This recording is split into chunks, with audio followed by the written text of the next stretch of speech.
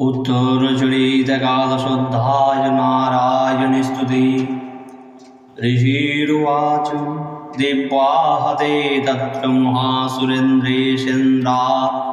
सुरावुन्हि पुरगमादं कत्वायणिं तुष्टोष्टकं वा विकासरक्त्वाद् विकासित्वासा देवी प्रपूर्णाति हरे प्रसीद मात जगत अखिलस्य प्रसीद विश्वेश्वरी पाहि विश्वं तवेश्वरी देवी चराचरस्य आधारभूता जगतमेकामयी स्वरूपेण यतो स्थितासि अपां स्वरूपस्थितया त्वयि एतत् अपायते कृष्णं अलङ्घविरिजे तं वैष्णवी स्वस्ति अनन्तवीर्या विश्वसो वीर्यं परमोषि माया सम्मोहितं देवी समस्तमेतत् तद्वै प्रसन्ना भुवि मुक्तिहेतु विद्या समस्त्वा तव देवी भेदा स्त्रिया समस्त्वा सकला जगत्सु त्वया एकया पूरितम् अम्बया एतत् कथे स्तुतिस्तव-परापरत्वे सर्वभूता यदा देवी सर्वमुक्तिप्रदायिनी स्वां स्तुता स्तुतैका वा भवन्तु परमुक्त्वयं सर्वस्य बुद्धिरूपेण जनस्व हृदि संस्थिते सर्गापवर्गते देवी नारायणी नमस्तुते कलाकष्टा आदिरूपेण परिणामप्रदायिने विश्वसौ परतौ शक्ति नारायणी नमस्तुते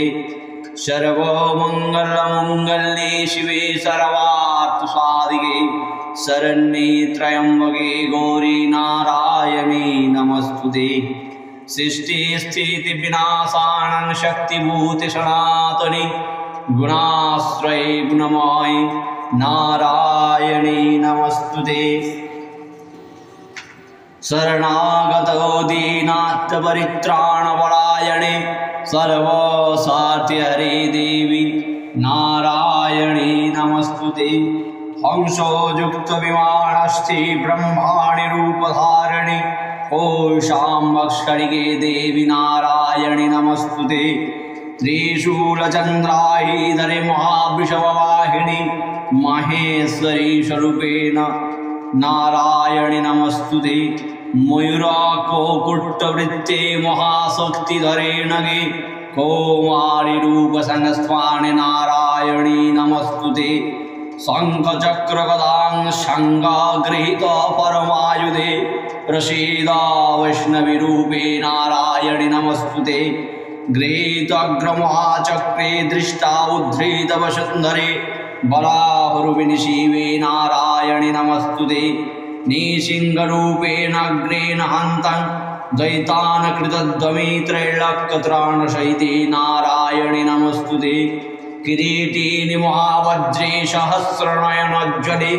वृत्तप्राणहरे चैन्द्रि नारायणी नमस्तुते शिवदूतिस्वरूपेण हतद्वैतमहाबले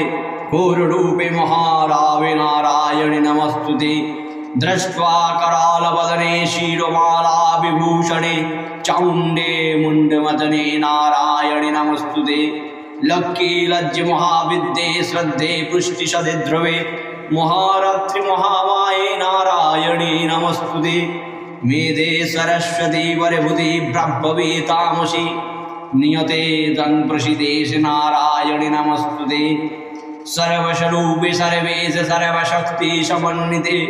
भयभोत्राहिन देवी दुर्गे देवी नमस्तुते एतत्ते वदनं सोमं लोचनत्रयभूषितं पातून सर्वभूते भकत्वायणि नमस्तुते ज्वालाकरालम् अतियुग्रम् अशेषोऽसुरशूदनं त्रिशूलपादून भित्रे भद्रकाली नमस्तुते हिन्नस्ति द्वैततेजांसि स्वानेन आपुर्यं ज्वाजगत् स्वाघण्टा पातुन देवी पापेवनुसुतानिव वसुरासुकवशापङ्गचर्चितात्रिकर शुभाय खर्ग भवतु चण्डिके तं नताभयं रोगान् शेषान् वहंसि तुष्ट्वा रुष्ट्वा तु कामान् सकलान् विश्वान् तमश्रितानं न विपन्नराणं तमश्रितामाश्रयातं प्रयान्ति एतत्कृतत्वजत्कदूनं तयाद्दैधरमधीशं देवी महासुरणं रूपै अनेकहुदात्मूर्तिं कृत्ताम्बिके तत्पुकुरुति कावन्नः विद्वासु शास्त्रेषु विवेकदीपेषु आद्येषु वाक्येषु चकातत्पन्नः ममत्वगर्ते अति महान्धकारे बिभ्रामयति एतत् अतीव विश्वं रुवक्षांसि जत्रुग्रपिशाचनागा यत्र अरयदस्युबलानि यत्र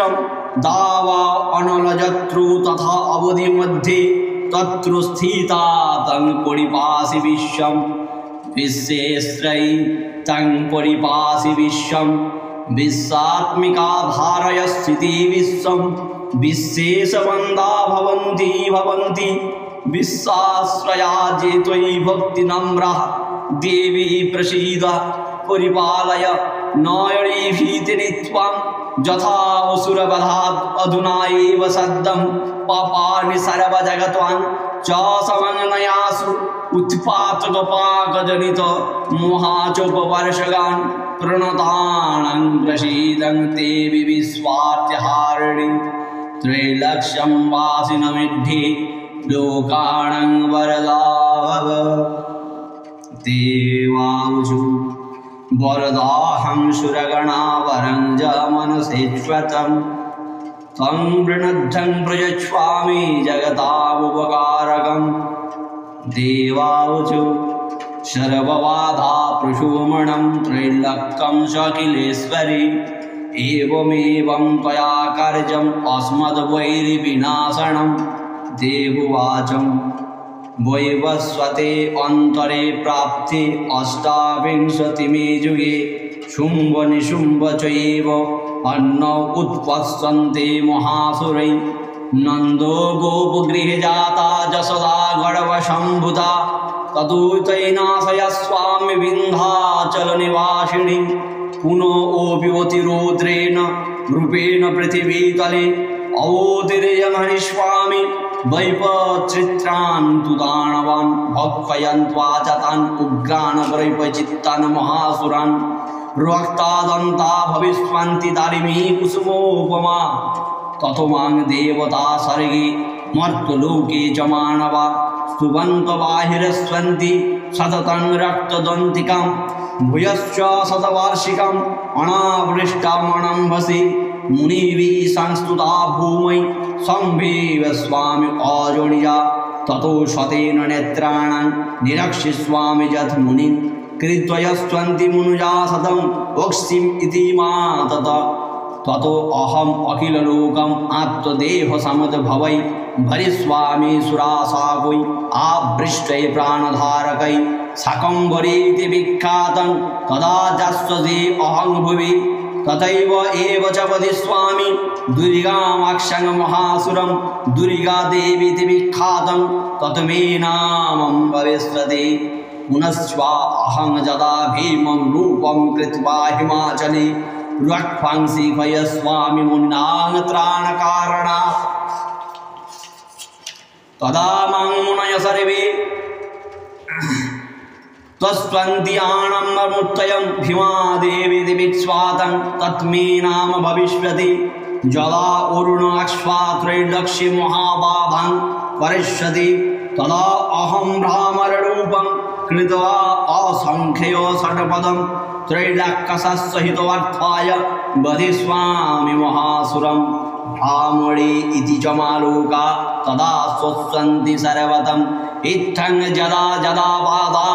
दानवत्वा भविष्यति तदा तदावतितार्जं करिष्यामि असंख्यम् इति श्रीमार्कण्डपुराणे सावर्णिके मन्वन्तरे देवी महत्ते नारायणी स्तुतिर्नामम् एकादशोऽध्याय समाप्तम्। ॐ ऐं च ॐ चण्डिकाय नमः। ॐ चण्डिकाय नमः। चण्डिकाय नमः।